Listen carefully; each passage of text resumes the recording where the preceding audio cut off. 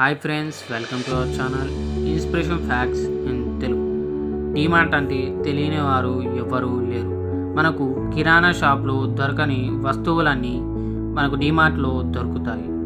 డీమార్ట్ ఎలా ఎదిగిందో, డీమార్ట్ స్థాపించిన వారు ఎవరో ఈరోజు మనం తెలుసుకుందాం.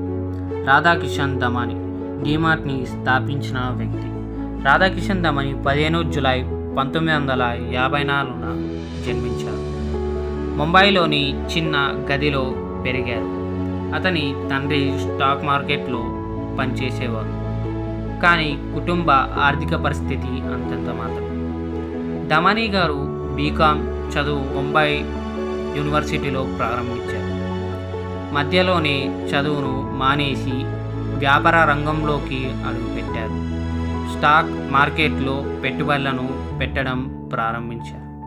వ్యూహాత్మకంగా, శాంతంగా, పొదుపుగా ఇన్వెస్ట్ చేసేవారు. 2002లో దమాని గారు రిటైల్ రంగంలోకి అడుగుపెట్టారు. మొదటి డీమార్ట్ స్టోర్ను ముంబైలో ప్రారంభించారు.